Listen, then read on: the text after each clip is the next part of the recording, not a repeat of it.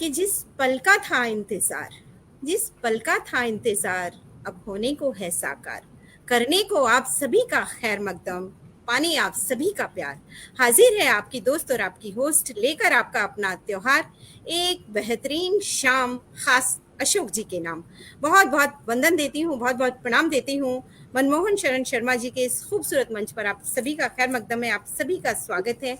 आइए थोड़ा सा कार्यक्रम को आगाज देते हैं कि धड़कनों से गुजारिश है कि धीरे चलो, धड़कनों से गुजारिश है कि धीरे चलो। आज आज आज गुफ्तगू की एक शाम सजने वाली है। फूल खुशबू चमन बहारें और गुलिस्तां, हर और महक जाने की महफिल सजने वाली है।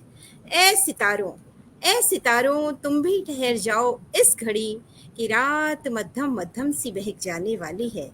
और आवाज से आगाज है जिनका, ऐसे अतिथि के सजदे में ये कायनात भी झुक जाने वाली है। और इबादतों की तरह मैं हर काम करती हूँ, इबादतों की तरह मैं हर काम करती हूँ। मनमोहन जी ने सजाई है जो खूबसूरत महफिल। आज मनमोहन सर की ओर से, अपनी ओर से अशोक जी को बहुत बहुत सलाम करती हूँ, बहुत बहुत वंदन देती हूँ, बहुत बहुत प्रणाम देती हूँ। दो शब्द मैं अनुराधा प्रकाशन के इस खूबसूरत मंच को निवेदित करूंगी, फिर इस कार्यक्रम को थोड़ा सा आगे बढ़ाएंगे। कि काव्य जानता है कि उसे रूह में उतर जाना है, काव्य जानता है कि उसे रूह में उतर जाना है, लेकिन से पहले हमें आसमान छूकर दिखाना है। कद कद कद इतना ऊंचा है मंच का, कद इतना ऊंचा है अनुराधा प्रकाशन का कि सभी सम्मानित अतिथियों को बुलाते हैं। इतने छोटे भी हैं आपके तिनके को गले लगाते हैं।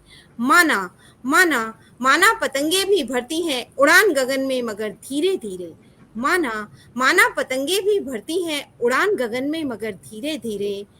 अनुराधा प्रकाशन के गौरव की रफ्तार से तो हवाएं भी हैरान हैं, हवाएं भी हैरान हैं, हवाएं भी हैरान हैं।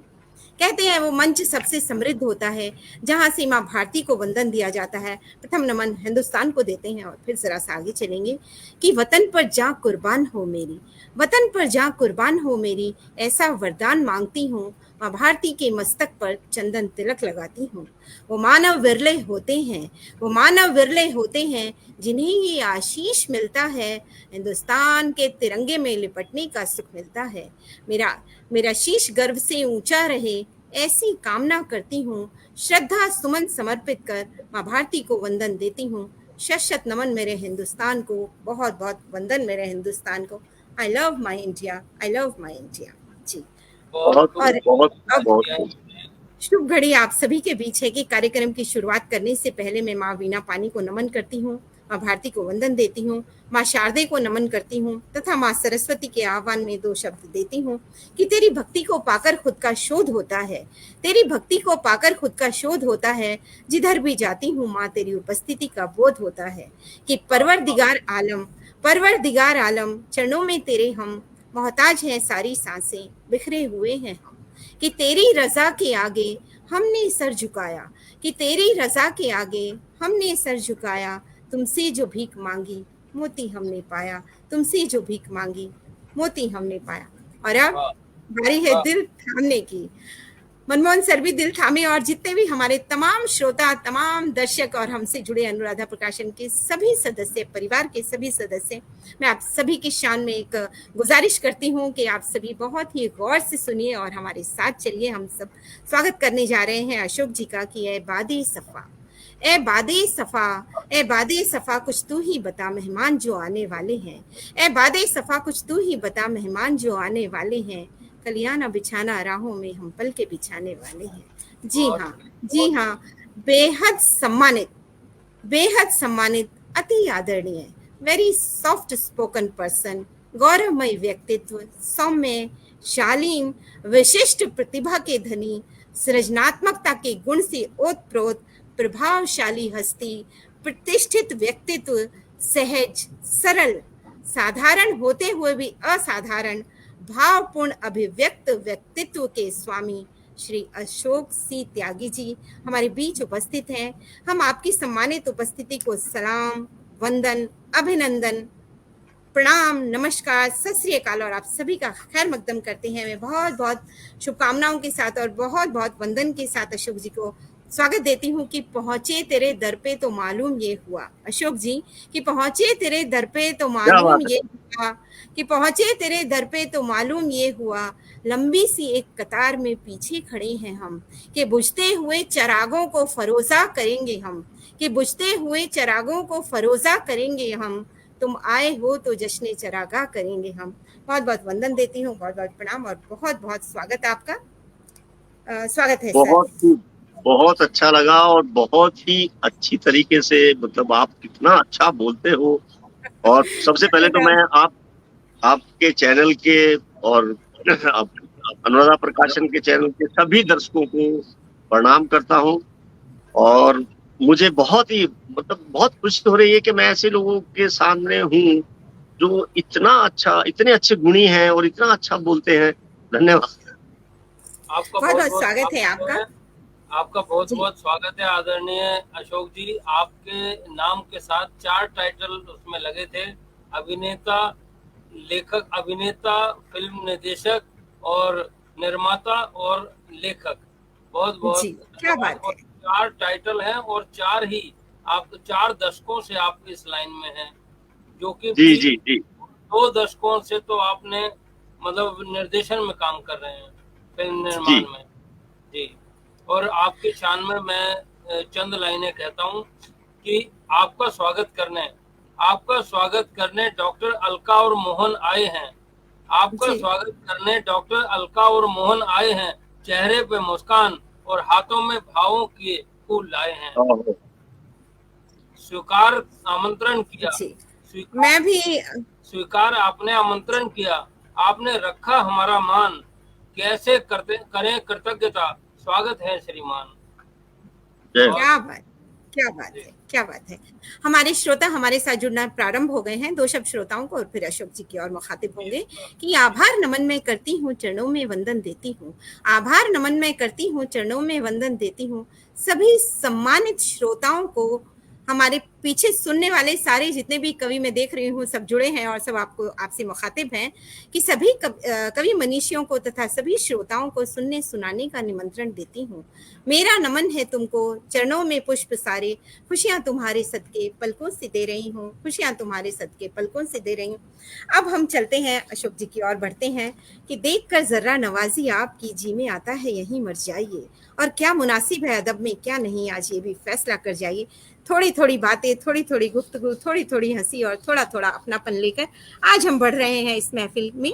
जरा सा अशोक जी से रूबरू होते हैं और उनसे हम जानना चाहेंगे कि सर, आप जैसा कि एक्टिंग के माहौल से जुड़े हैं, आप फिल्मी जगत से जुड़े हुए हैं, आप फिल्मी माहौल में रहे हैं, वहीं पर बड़े हुए हैं। मैं जानना चाहूंगी कि फिल्मी माहौल, आपकी एक्टिंग और आपका बचपन, इन तीनों का आपस में कैसा कॉम्बिनेशन रहा। जी। जी अशोक सर, स्वागत है आपका। मतलब फिल्मी माहौल तो नहीं था।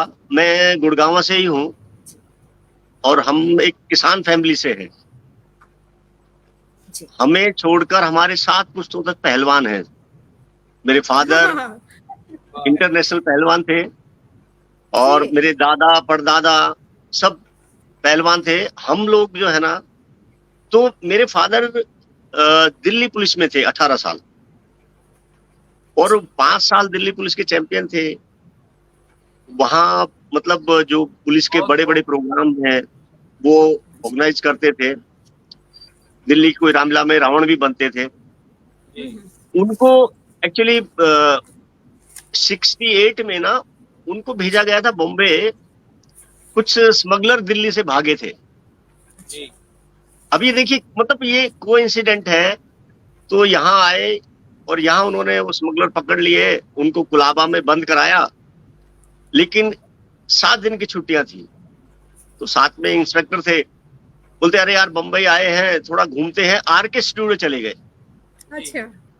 तो आर के स्टूडियो गए तो वो क्या है, फादर कभी भी ना यूनिफॉर्म नहीं पहनते थे।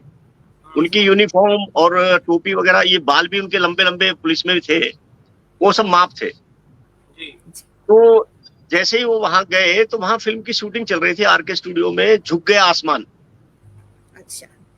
तो उनका मतलब व्यक्तित्व तो बहुत ही मतलब 6.5 फीट कद, लंबे तगड़े, तो जैसे डायरेक्टर ने देखा, बोलता यार ये अब आदमी को ना 3 दिन के लिए कैसे भी मना लो, अगर ये फिल्म में काम करता है तो। अब ये अच्छा। देखिए, लोग स्ट्रगल करते हैं, जी वाह, लेकिन वो दिल्ली में ही हीरो थे। उनकी जी पर्सनैलिटी ऐसी थी कि 1000 आदमी में अलग दिखते थे वो। क्या बात है। तो जैसे उनसे पूछा तो इंस्पेक्टर ने बोला हाँ हाँ जी, ये तो हमारे यहाँ प्रोग्राम करते हैं, ऐसा है, ये है। और उनको यमदूत बनाया गया, जो गलती से दूसरे राजेंद्र कुमार की आत्मा ले जाते हैं, जी जी जी जहां से वो टाइटल ही मतलब क्लियर होता है कि भाई झुक के आसमान, मतलब ऊपर वालों से जी भी गलती हो जाती है। गलती हो जाती है। वो 3 दिन शूटिंग किया उन्होंने, वापस आ गए। तो उस वक्त मतलब मुंबई नहीं था, बॉम्बे था। जी बॉम्बे मतलब एक फॉरेन का हिस्सा। जी तो यहाँ कोई दाराजी को लेके एक फिल्म का कुछ वो हो रहा था, किसी ने बोला यार चंदन सिंह भी अभी बॉम्बे से शूटिंग करके आए हैं, इस फिल्म में वो को प्रोड्यूसर भी थे और हीरो भी थे। जी फिल्म ब्लैक एंड व्हाइट थी, वीरा शेरा हरियाणा की पहली फिल्म थी। जी मैं उस वक्त 10 साल का था, वो फिल्म 73 में रिलीज हुई जी। और मैंने वो फिल्म 40 बार देखी। अरे क्या बात है, क्या वाह। बात है। हाँ, उससे पहले कोई ऐसा फिल्म का बैकग्राउंड ना हमें पता था। फिल्म रिलीज होने के बाद हमें पता लगा कि अच्छा ये वो फिल्म गुड़गांव में रिलीज हुई, प्रीमियर बहुत कई जगह हुआ, और उसके बाद वो बॉम्बे आ गए। जी तो कुछ दिन तो आदमी को ये रहता ना, मैं तो hero, as a hero film की है। तब तक क्या है, ब्लैक एंड व्हाइट चीजें खत्म हुई थी। उनकी पर्सनैलिटी कुछ ऐसी थी कि कुछ तरीके के ही रोल कर सकते थे। एक तो उनका गेटअप था, मूछें ऐसी, ये मैं गेटअप भी उनकी तरह ही रखता हूँ। तो सुंदर। उतनी सफलता नहीं मिली, लेकिन उनको शोले में बाकायदा उनको कास्ट किया गया था। जी पर शोले में कोई ऐसा रोल नहीं था। डाकू सब डाकू ही थे, मतलब किसी का एक दो डायलॉग हुआ जी तो जी उन्होंने जो है ना, मतलब उनको उस गाने में रखा गया था जो हेमा मालिनी डांस करती है, हाँ जी। उसमें गब्बर सिंह के बिल्कुल पास थे। हम्म, ये फिल्म रिलीज के बाद उन्होंने कम से कम 70-80 फिल्मों में काम किया। जी जी बहुत बढ़िया। लेकिन क्या होता था कि वो जो आप सफलता चाहते हैं ना, वो मिलती नहीं है, और इतना आसान नहीं होता है। हम्म, तो कभी 6 महीने में, कभी साल में, कभी 2 साल में, कभी चिट्ठी आती थी, फोन भी वहां पे उस वक्त नहीं होते थे। तो हमें ना घर वालों से या आसपास से मिलता था कि अरे वो तो हीरो बनने गया है, दूसरी शादी कर ली होगी, जी कहीं मुंबई, हाँ कहीं, मतलब अरे मर तो नहीं गया। मतलब इस जी टाइप की चीजें मैंने 15 खुद साल से और 10 सुन। साल के बीच की सुनी है।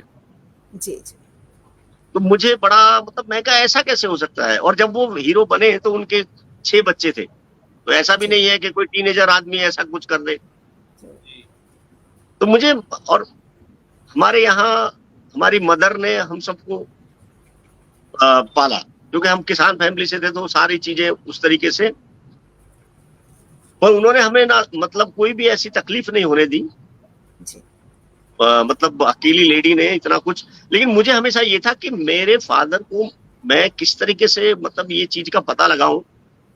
मैं 10th क्लास में था जी और ऐसे साइकिल से जा रहा था, तो रोड के ऊपर, अब ये देखिए, ये कहानी ना किसी को बिलीव नहीं होगी, मुझे नहीं होती आज तक, कि मैं कैसे यहाँ पे आ गया।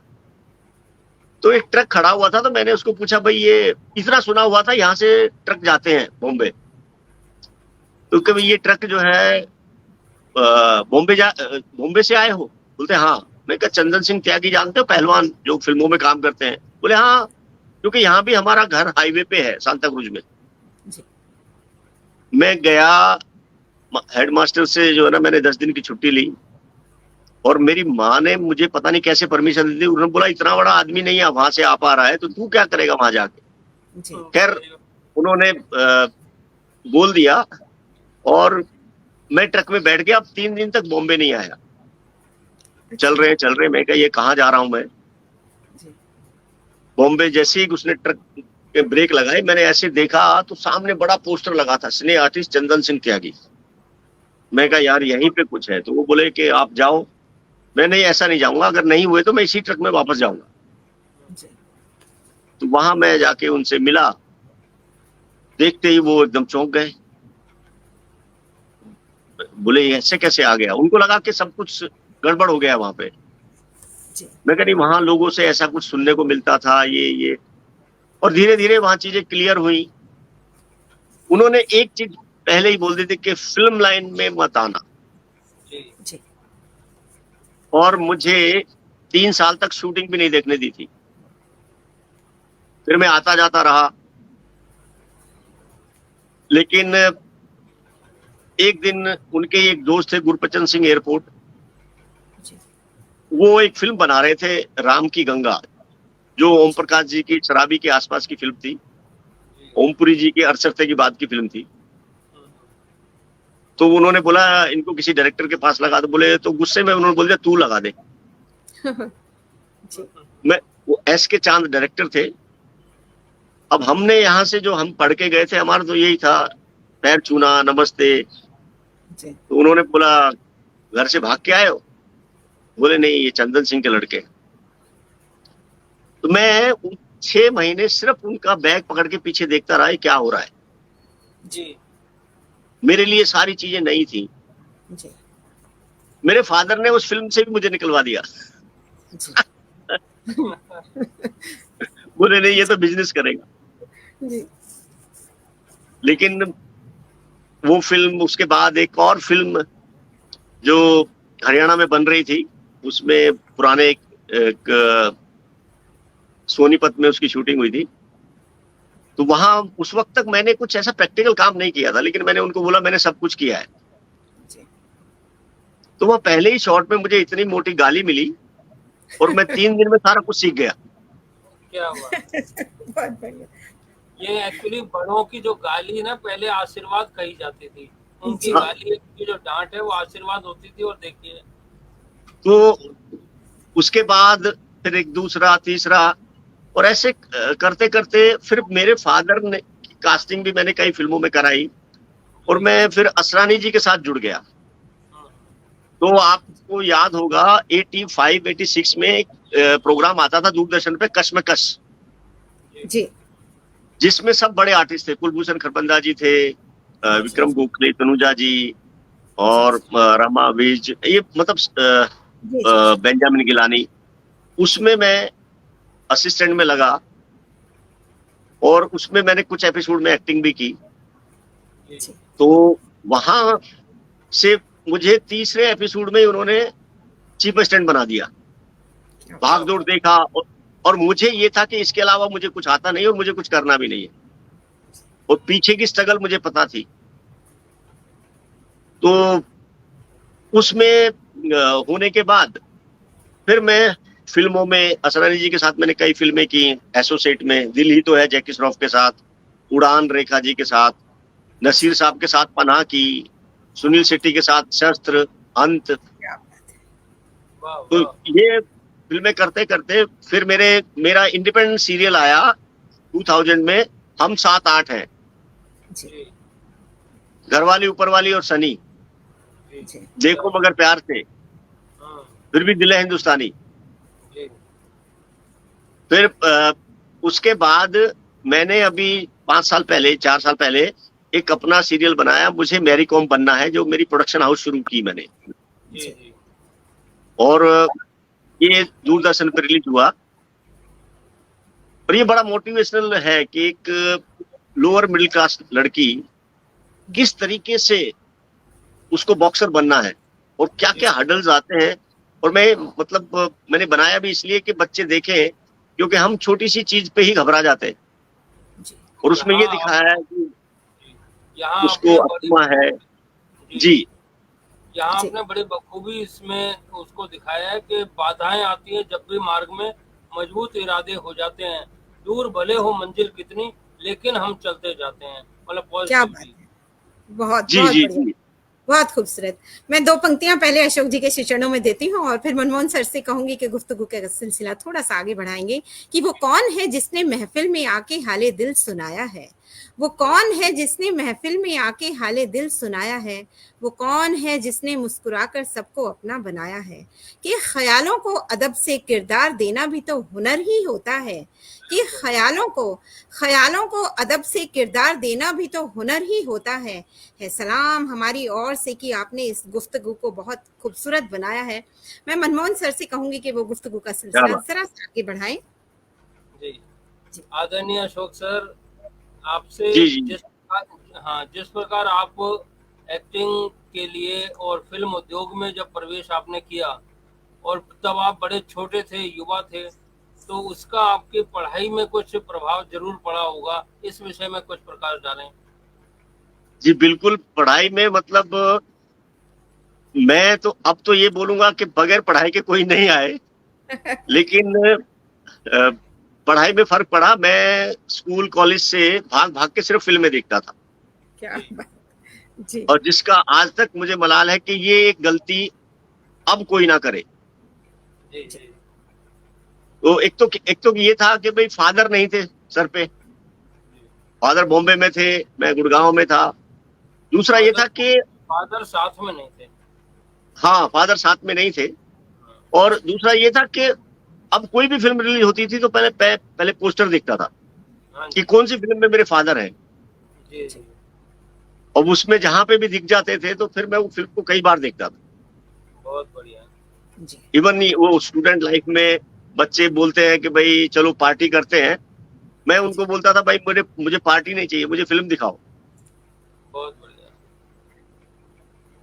ये भी पिताजी के लिए समर्पण है। जी।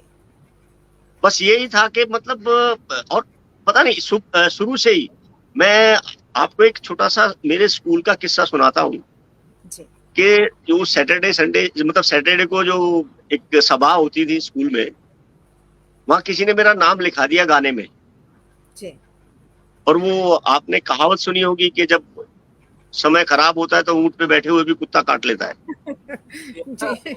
मेरे साथ कुछ ऐसा ही हुआ कि पहली बार उठा तो बड़े उत्साह से, लेकिन जब टर्न किया तो 500 बच्चों को देखा तो सब कुछ ब्लैंक हो गया एकदम। होता है। जो गाना एक हफ्ते से याद कर रहा था वो भूल गया, जी। फिल्म भी भूल गया, उसका नाम भी भूल गया। हुटिंग चलने लगी, टीचर पूछ रहे हैं हाँ बेटा क्या ये फिल्म थी, ये गाना था? कुछ नहीं। पर मैंने क्या किया कि मैं रो रहा हूं और मैंने वो टेबल पकड़ लिया और मैं हट भी नहीं रहा हूं। अभी बहुत देर के बाद जब ऐसा लगा कि नहीं अब हटना चाहिए तो मुझे वो गाना याद आ गया। पहले तो फिल्म याद आ गई, फिर वो गाना याद आ गया और गाना पूरा रोते हुए मैंने उन सबको सुनाया। क्या बात है। फिल्म थी शोले और गाना था कोई हसीना जब रूठ जाती है। क्या बात है। वाह वाह वाह वाह वाह वाह। 2 लाइन तो हम ही सुनेंगे सर, सुनाए। नहीं मैं वैसे अगर वही जैसे उनको सुनाया था वैसे उसके बाद कभी गाया नहीं फिर। चलिए कोई बात नहीं। कहते हैं ना कि ये दुनिया फक्र करती है फकत मिट्टी के चेहरों पर। ये दुनिया फक्र करती है फकत मिट्टी के चेहरों पर। तो पागल कर गई कैसे किसी की सादगी हमको।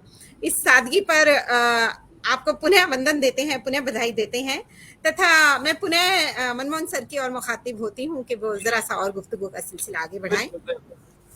आदरणीय अशोक जी, एक्टिंग के साथ आप जीवन यापन करने लगे तो घर गृहस्थी और बच्चों के साथ आपने फिर तालमेल कैसे बनाया, कैसे बनाते थे? सर 2 चीजें थी। एक तो ये था कि मुंबई आने के बाद जो हालात थे वो देखने के बाद सबसे पहले तो ये था कि भाई जब मैं असिस्टेंट था तो मैंने 3 बहनों की शादी की जी। वाह वाह। और अपने बारे में सोचा ही नहीं। यहाँ तक था ये था कि भाई शादी नहीं कर रही अगर इस लाइन में रहना है तो। लेकिन फिर मुझे लगा कि शादी करेंगे तो कोई पढ़ी लिखी लड़की से करेंगे क्योंकि एजुकेशन की जो है ना बहुत कमी थी।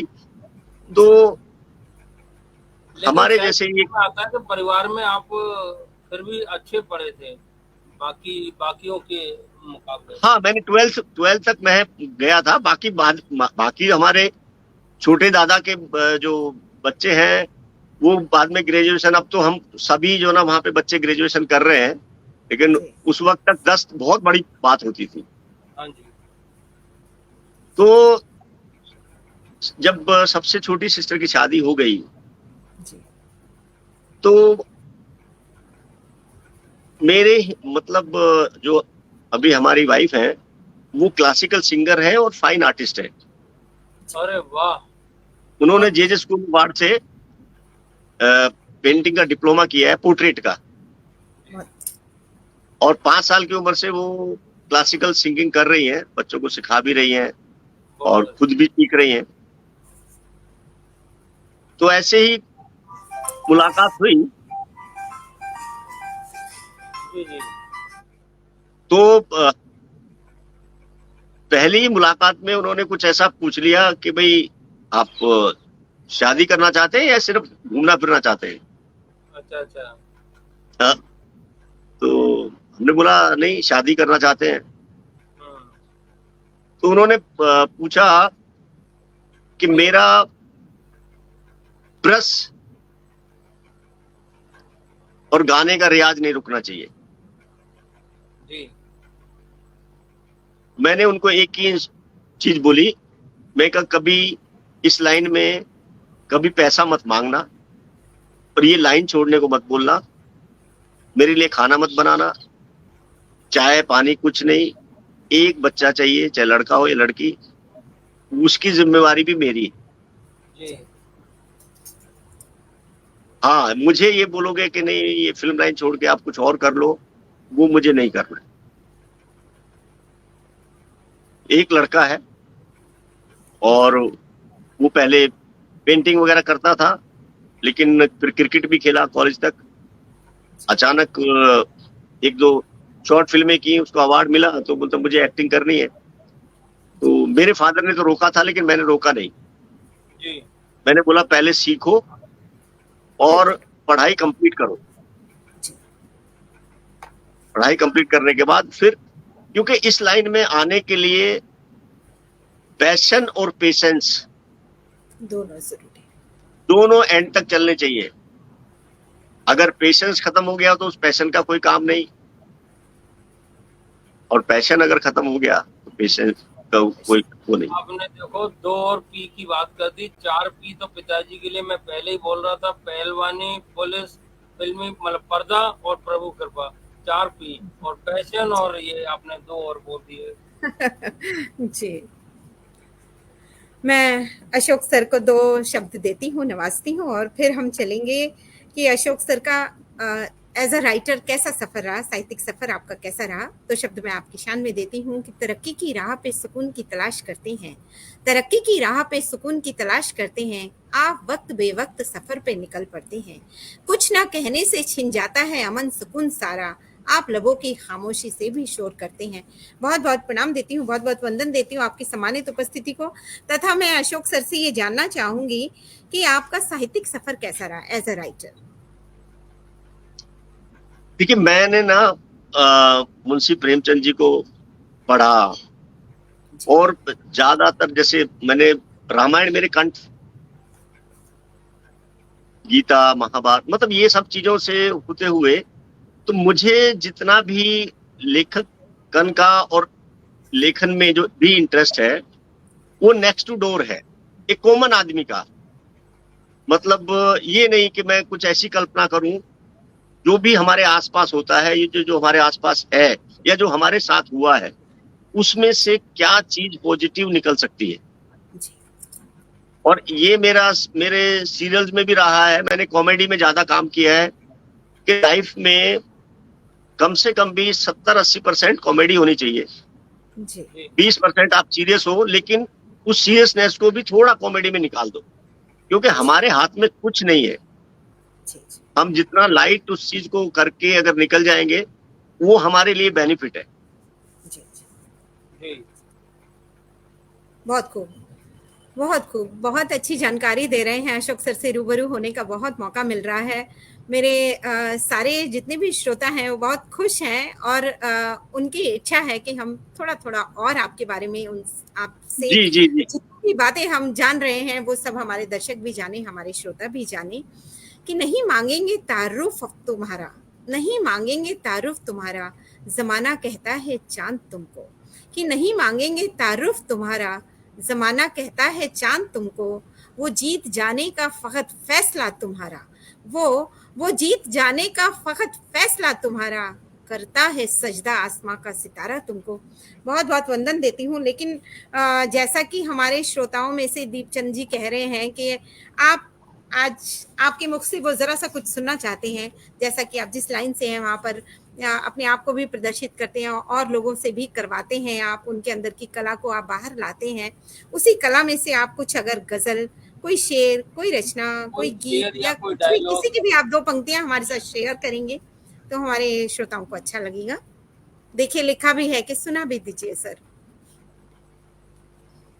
मैंने स्कूल का वो आपको बताया था गाने का, उसके बाद मैंने शोले का पूरा डायलॉग जी, और यहाँ तक कि मैं फादर से तो खैर हम, क्योंकि हमारा जितना भी संस्कार रहा है फादर से डरने का ही रहता है।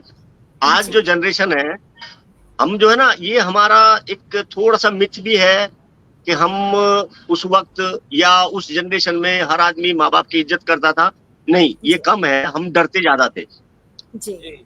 हम उनसे जो है ना कभी भी अपनी इच्छाएं बोल नहीं पाते थे। दोस्ताना माहौल नहीं था उस समय, दोस्ताना माहौल नहीं था, जो कि आज है। आज क्या है, बेटा बोल सकता है नहीं नहीं पापा ये ठीक नहीं है, या ये ऐसा है, या मुझे ये करना है।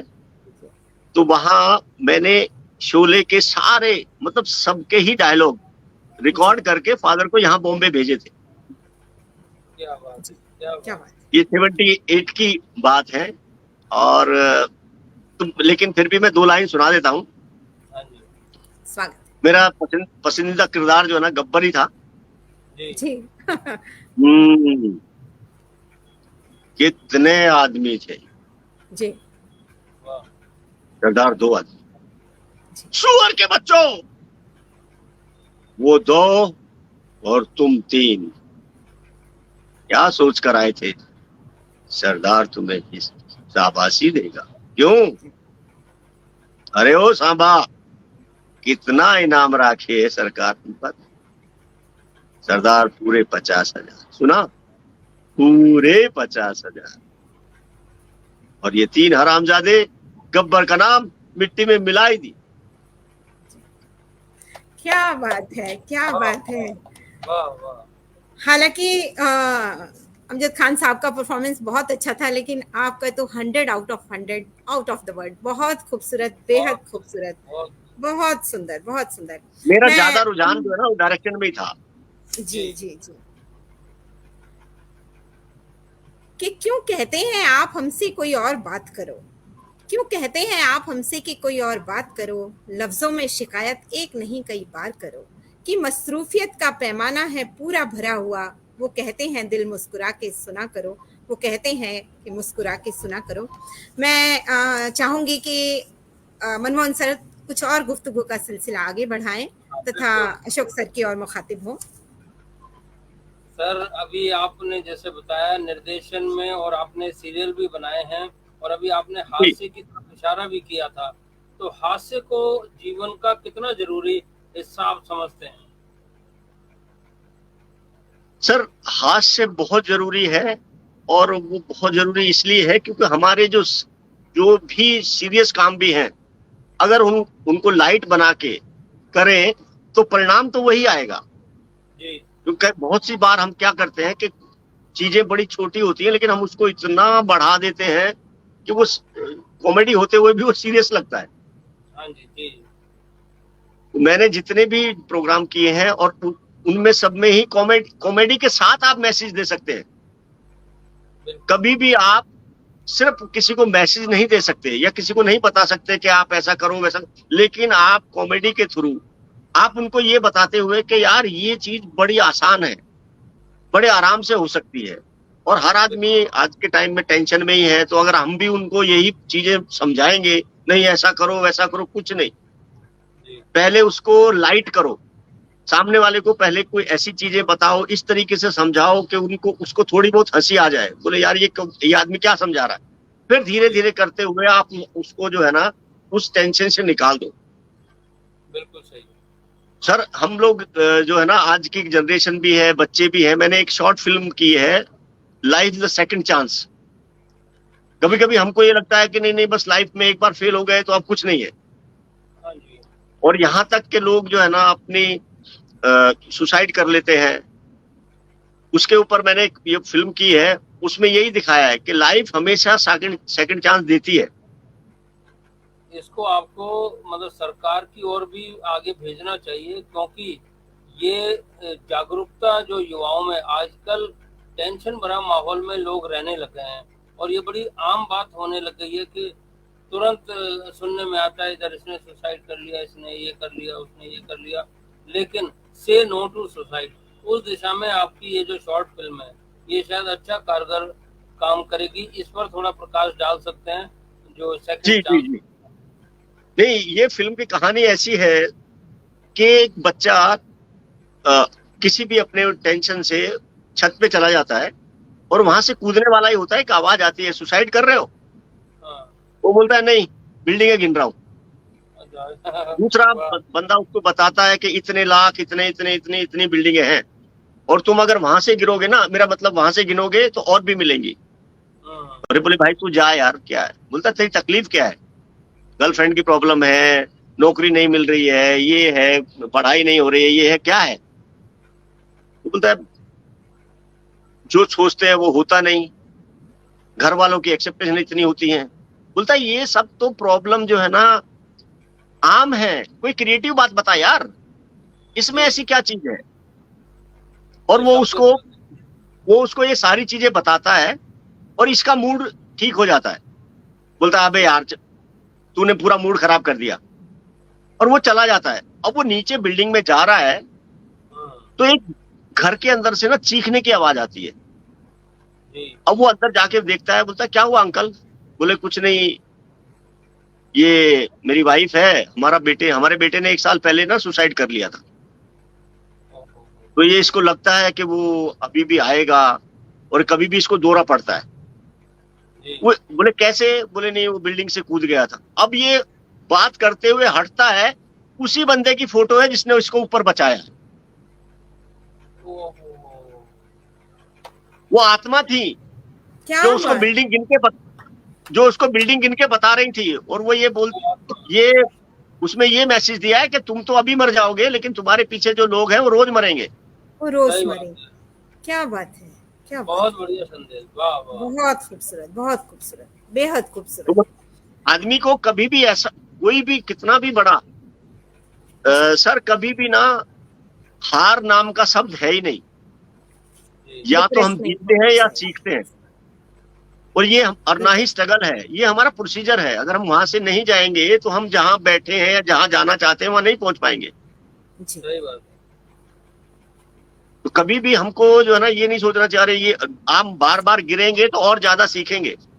जी। और कई बार अगर एक बार में ही पहुंच जाते हैं ना, तो वहां जाके पता लगता है कि हम कुछ चीजों में कच्चे हैं। जी जी, बिल्कुल। बहुत अच्छी बात बताई आपने। और मैं देख रही हूँ कि हमारे सारे श्रोता आपकी बातों से जुड़ रहे हैं और आपको धीरे धीरे समझ रहे हैं, आपको धीरे धीरे जान रहे हैं। मैं चंद पंक्तियां आपको निवेदित करती हूँ। मेरा अगली बातों का सिलसिला इन्हीं बातों में से निकलेगा कि है अपनी एक जमीन, अपना आकाश है तुम्हारा। है अपनी एक जमीन, अपना आकाश है तुम्हारा। अपने हैं हौसले, अपना इतिहास है तुम्हारा।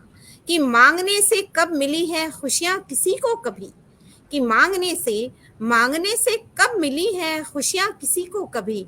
हर एक सफलता के पीछे दृढ़ विश्वास है तुम्हारा। मैं इसी विश्वास से भरे हुए एक छोटे से मन में एक छोटी सी उत्सुकता है, उसको लिए मैं आपसे एक प्रश्न पूछती हूँ कि आपके चेहरे पर, आपकी बातों में, आपके जिंदगी में ये जो कॉन्फिडेंस है उसका राज क्या है? आप हमारे दर्शकों को भी कुछ टिप्स दीजिए कि आप जिस तरीके से अपनी इतनी कॉन्फिडेंट के साथ आप बैठे हैं यहाँ पर, कितना कॉन्फिडेंस आपके चेहरे पर दिखाई दे रहा है, आपकी बातों पर दिखाई दे रहा है। उन्हीं सब बातों को किस तरीके से आम जनता अपनाए कि वो भी आप ही की तरह, कम से कम आपके जैसे बनने की तरह तो जरूर चल निकले। जी सर।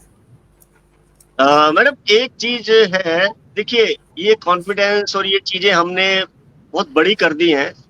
कभी भी हम किसी कॉमन आदमी को देखते हैं ना, किसी मजदूर को देखते हैं, जी वो जो काम करता ना इतने कॉन्फिडेंस से करता है, उसका अगर जो दीवार बनाने वाला जो मिस्त्री है, उसका हाथ इधर रहता है, ईंट इधर से आती है, जी लेकिन जी उसका ध्यान इधर है। तो कॉन्फिडेंस, जी कॉन्फिडेंस हमेशा सिंप्लिसिटी में है। जी हम अगर ये सोचते हैं कि नहीं हम बहुत बड़ा कुछ करेंगे, तो बहुत उसमें हमारा कॉन्फिडेंस नहीं है।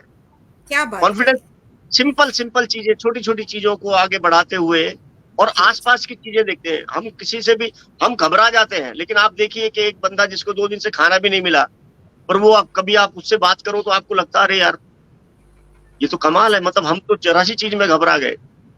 कोई जी बोलता है कि मेरे पैर में जूते नहीं है, यहाँ किसी को पैर ही नहीं है। ओहो, बिल्कुल सही, बहुत बिल्कुल बिल्कुल तो हमें हमें जो है ना, जहां हमें हमें आगे देखना चाहिए, वहां एक बार थोड़ा पीछे भी देखना चाहिए। बिल्कुल। क्या बड़ी बात है। बिल्कुल सही। और सबसे बड़ी चीज बहुत है कि हमें क्या करना है, वो उसकी ईमानदारी। जी हमें किसी को देख के कुछ नहीं बनना है, हमें खुद बनना है। जो हमारे माँ बाप ने नाम रखा है ना, उस नाम को लोग पहचाने, और उसको जब भी किसी के सामने आए ना, तो छोटी सी मुस्कुराहट सामने वाले के चेहरे पे आनी चाहिए। हम्म, ये नहीं होना चाहिए अरे यार किसका नाम ले दिया। सही बात। बिल्कुल सिर्फ सही बात। असली कॉन्फिडेंस, असली कमाई वो है कि आप कभी कोई मेरे सामने मनमोहन जी का नाम ले और मैं 1 सेकंड के लिए मुस्कुरा दूं, तो वो है कि हाँ यार, अरे तो ये हमारी कमाई है। और कॉन्फिडेंस का सिर्फ सिंपल और ईमानदारी, जो करना है वो नहीं, किसी को नहीं आता है, वो सीखना पड़ता है। गलतियां कर करके सीखते रहो, तो फिर कॉन्फिडेंस अपने आप आता है। जी बहुत बड़ी बात कही है। मैं समझ रही हूँ कि हमें सुनने वाले तमाम श्रोताओं को, तमाम दर्शकों को आज ये बात ज़रूर उनके दिल पर दस्तक की होगी कि किस तरीके से इतनी ऊंचाई पर पहुंचने के बाद भी अशोक जी का स्वभाव कितना विनम्र है, कि विनम्रता इंसान को ढलना कहा जाता सिखाती है है। ना कि जी इसीलिए कहा जाता मनमोहन है। सर। हाँ जी जी, इसीलिए कहा मनमोहन जाता है। सर। हाँ जी, जी जी जी आप कहिए। छूते नहीं है पाँव से अब तो जमीन लोग। कितना सही जी कहा है कि छूते नहीं है पाँव से अब तो जमीन लोग, रहते सदा हवाओं में सारे हसीन लोग। लेकिन ये क्या बात है। वास्तविकता है, ये वास्तविकता है, ये वो चरम, जमीन से जुड़े हैं।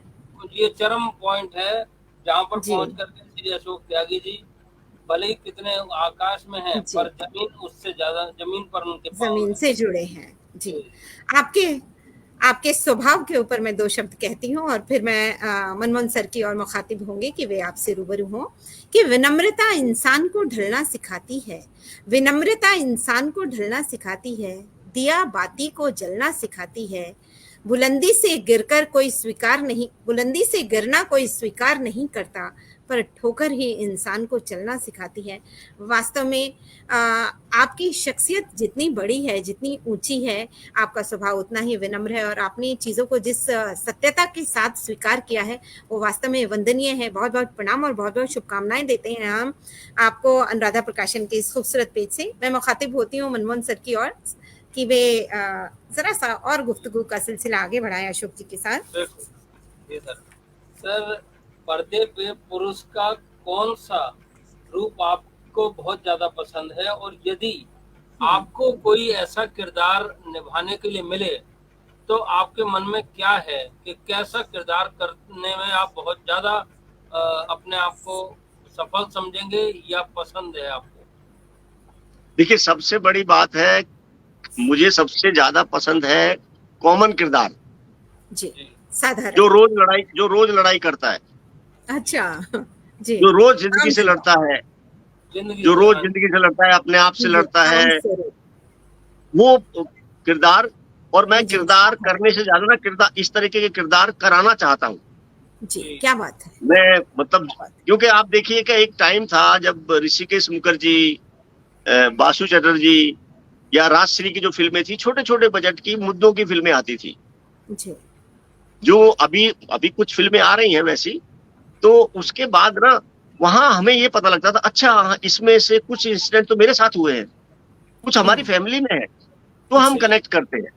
हाँ जी ठीक है, मतलब साल में 2-4 फिल्में आप ऐसी भी देखो कि एक को मारो 15 गिर जाए, जी वो भी चलता है। लेकिन कुछ चीजें ऐसी भी हो जहां हमें लास्ट में कुछ मिनट के लिए फिल्म देखने का मतलब या बनाने का मतलब इतना जरूर होना चाहिए कि कुछ सेकंड के लिए हम कहीं बैठ के ये जरूर सोचे कि मैंने 2 घंटे या 2.5 घंटे क्यों यहाँ मैं बैठा, बस। जी, क्या और बात इसमें है, से हमें हमें क्या मिला। बहुत बड़ी बात है। जी, फिल्म बनाने का मतलब ये नहीं है कि मुझे इतने अवार्ड मिल गए या मुझे मैं करोड़पति बन गया, मैं ये हो गया। लेकिन अगर मैं ये सोचूं कि मैंने दिया क्या है, ठीक है, पब्लिक आ गई, वो सब चीजें अलग है, जी, लेकिन कहीं पे भी वो जो कॉमन पब्लिक है, उनमें से कुछ लोगों ने भी जी, ये सोचा कि जो घर में जाके बेटे को बोल दे, यार सॉरी यार, मैंने तेरे को गलत डांटा, डाटा, या कोई बेटा आके बोल दे, पापा सॉरी, या कोई कि मैं ऐसी चीज छुपा रहा था आपसे, मैं सिगरेट पीता हूँ लेकिन वहां कुछ ऐसा देखा, मैं अभी नहीं पीऊंगा, ये क्योंकि हम कुछ तो ऐसा दें कि कुछ सेकंड तो सोचने को मिले। यही कारण है कि ऐसे गाने भी बनते हैं कि ये ना सोचें किया क्या है अर्पण, मतलब ये ना सोचें हाँ हमने क्या पाया है, और हमने ये सोचें किया क्या है अर्पण।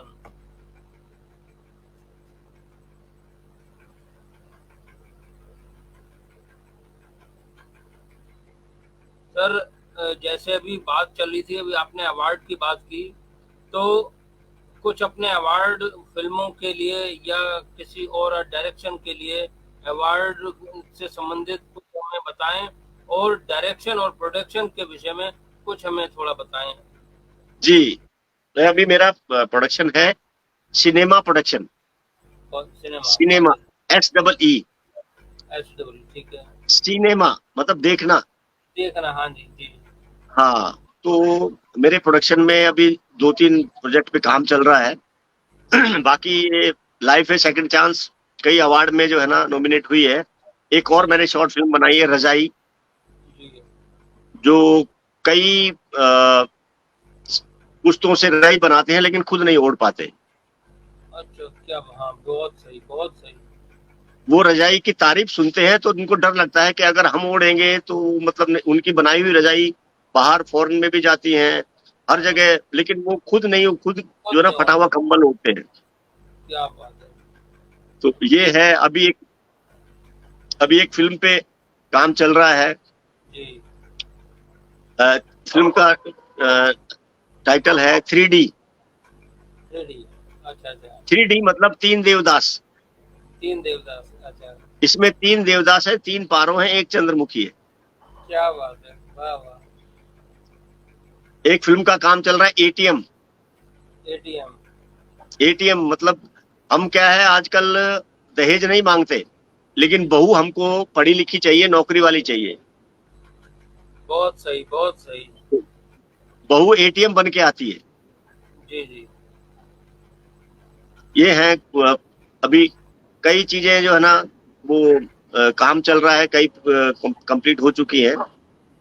सर, आपकी सफलता का मूल मंत्र आप क्या मानते हैं?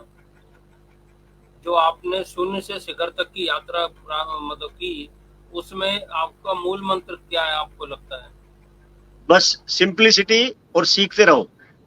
जी जि- जिस दिन ये समझ जाएंगे कि हमें सब कुछ आता है, उस दिन मामला गड़बड़ है। जी। और भविष्य की कुछ योजनाएं? आ, वही अभी एक सब्जेक्ट है इलेक्शन। जी एक एक बच्चा है जो बड़ा मतलब घर में सब उसको बोलते हैं नकारा है, ये है, अचानक पता लगता है कि इसको टिकट मिल गया है, तो सब हम्म, कैसे तारीफ करते हैं उसकी। जी, मतलब जितने जितने भी सब्जेक्ट है वो मेरे सब कॉमन लोगों के लिए ही है। बहुत बढ़िया। एक कॉमेडी है जीजा जी कुंवारे रह गए। अरे वाह, एक तो जीजा जी और फिर कुंवारे रह गए, क्या कुंवारे रह बात। गए तो मतलब अच्छा, आप अपना मोटिवेशनल पर्सनैलिटी किसको मानते हैं? सर वो मेरी मदर और फादर, क्योंकि मैंने दोनों का संघर्ष देखा है। जी वो नहीं घबराए तो फिर हमें घबराने की जरूरत नहीं है। हमारे पास तो बहुत सी चीजें आ गई हैं, वो बड़े मतलब सिंपल तरीके से। अभी एक लेडी अगर 6 बच्चों को पाल सकती है, सही बात है।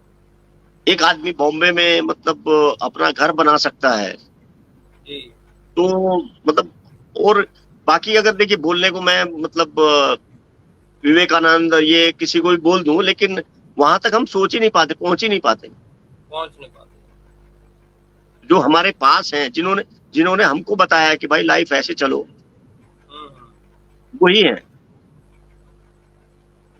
अच्छा सर, अपना फ्री समय कभी, वैसे तो आप इतना व्यस्त रहते हैं, लेकिन जब कभी ऐसा मौका आता है कि आपको लगता है कि थोड़ा सा फ्री है, तो उस समय, उस टाइम में क्या करना आपको पसंद है? सर मैं जो है ना, मैं तानसेन तो नहीं बन पाया, लेकिन मैं कानसेन हूँ। अच्छा, मैं कानसेन हूँ। मैं जो है ना गाने सुनता हूँ, या और मैं एक थोड़ी सी मेरे अंदर इसको बुराई कहिए या क्या है, मैं अभी थोड़ा थोड़ा इसको सुधार रहा हूँ।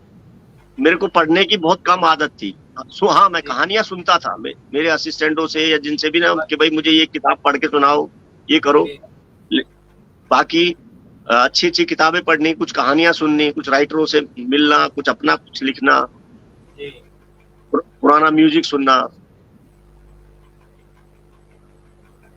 सर, आप सबसे अलग क्यों हैं और आप अपने अंदर किस तरह का बदलाव देखना चाहते हैं? नहीं नहीं सर, सबसे अलग नहीं है, सबके साथ ही रह के अगर चीजें हों, जी सबसे अलग हो गए तो फिर सबसे अलग ही खड़े रहेंगे। जी, ये बात तो मुझे सही है। आपका कुछ कह कोई सकते। कोई ऐसा सपना या ड्रीम प्रोजेक्ट जो आपको लगता है कि अभी मतलब आपको करना है या निकट भविष्य में आप कर रहे हैं? नहीं नहीं, देखिए सपने तो बिल्कुल सपने देखने चाहिए। कुछ चीजें हैं जो हो रही हैं, पर मेरा मेन ये है कि अच्छी फिल्में बनाओ और अपने आसपास की फिल्में बनाओ। जी बाकी अच्छा ये आप, है कि जी बाकी ये सपना जरूर है कि कहीं पे भी किसी के सामने नाम आए तो एक सेकंड के लिए उसके चेहरे पे मुस्कुराहट आनी चाहिए, बस। क्या बात है, वाह वाह। सर, अनुराधा प्रकाशन से जुड़कर आपको कैसा लगा? सर कैसा मैं लगा? पिछले मेरे ख्याल से 3 साल से जुड़ा हुआ हूँ, और आपकी कई किताबें भी पढ़ी हैं। जी और सबसे बड़ी बात यह है कि आप इतना कुछ करने के बाद भी इतने सिंपल रहते हैं, इसलिए मुझे ज्यादा अच्छा लगा। धन्यवाद धन्यवाद। अच्छा, आज के युवाओं को अपना करियर, आज के युवा जो फिल्म लाइन में करियर बनाना चाहते हैं, जैसे पहले होता था ना कि वो भाग के जाते थे, फिर उन्हें बड़ा संघर्ष करना पड़ता था, लेकिन कोई ऑप्शन नहीं थे।